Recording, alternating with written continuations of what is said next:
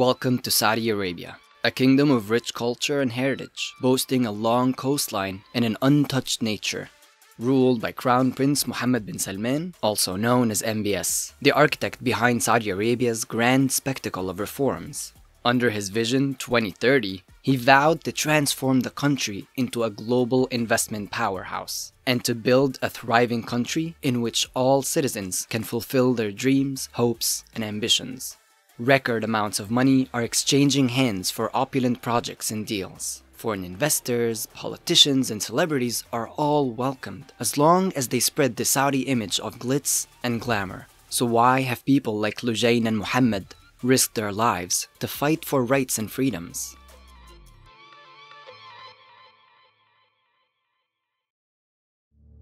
MBS came to power in 2017. 1 year later, as he planned new futuristic cities, he faced international condemnation and sanctions for the brutal assassination of the journalist and critic Jamal Khashoggi. While some positive reforms were introduced, like lifting the infamous driving ban on women and allowing them into football stadiums, peaceful activists were arrested, tortured, and sentenced to prison on absurd charges, including the very women who campaigned for the right to drive. And things are not improving much. In fact, MBS will silence anyone who even shows support for issues like women's rights.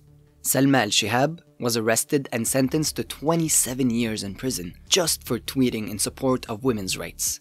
Or Muhammad al-Ghamdi, who had a total of just 10 followers on Twitter, was sentenced to death in July 2023 for his posts. And while MBS promised to decrease the use of the death penalty, in 2022, Saudi Arabia recorded 196 executions, the highest number in 30 years.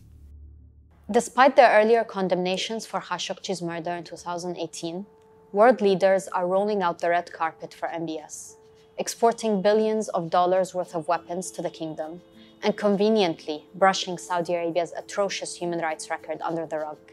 As Amnesty International's researcher monitoring trends of abuses and repression, I've documented an alarming escalation in the Saudi authorities' repression of human rights. The Saudi authorities are quashing any kind of criticism, no matter how innocuous, targeting even ordinary individuals and sentencing them to some of the longest prison terms we have ever documented for peaceful expression. So, how is Saudi Arabia getting so much goodwill from the international community, when wearing, believing, and loving who you want in the country can get you in serious trouble, and human rights organizations like Amnesty International are banned? Because image is everything. MBS is one of the richest men in the world and is investing billions of dollars into a massive rebranding effort to hide the human rights abuses going on in the country. And it's working. Sports and entertainment celebrities are rushing to take advantage of Saudi Arabia's financial bounty. Well, for me, it's a pleasure to be here. And the Saudi Grand Prix is good. And if sport washing gonna increase my GDP by 1%, and then I will continue doing sport washing. And that's not everything. Through the Public Investment Fund, MBS is securing deals all over the world, expanding his influence beyond Saudi's borders. Governments and companies should do their human rights due diligence before taking a slice of the pie. Today, at least 7 young men are at imminent risk of execution for alleged crimes committed when they were children as young as 12. Peaceful activists are locked up and sentenced to decades in prison and even to death after unfair trials. And a new law being considered could allow men to escape prosecution if they acted for honor reasons, including if they murdered their own wife or daughter. So what legislation is in place to determine crimes and punishments in Saudi Arabia? Until this day, Saudi Arabia does not have a penal code. Instead, judges use their discretion and interpretation of Islamic law to determine what constitutes a crime and what the punishment should be. As you can imagine, this leads to very different sentences for people accused of similar crimes and allows the authorities to use the judiciary to settle political scores.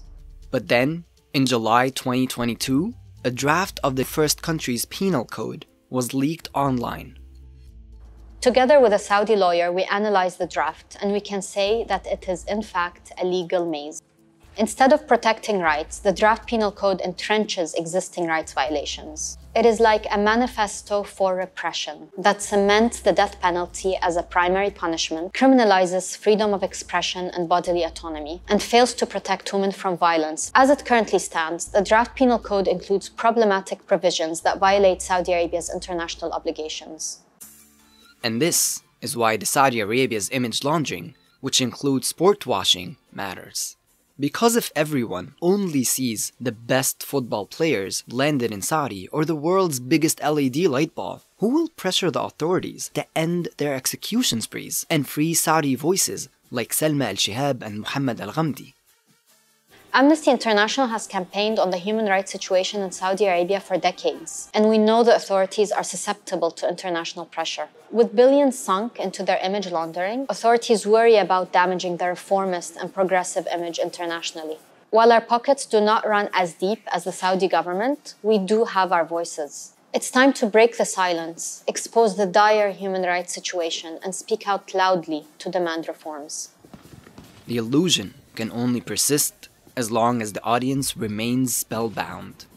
Join Amnesty International and add your voice to those demanding human rights reforms.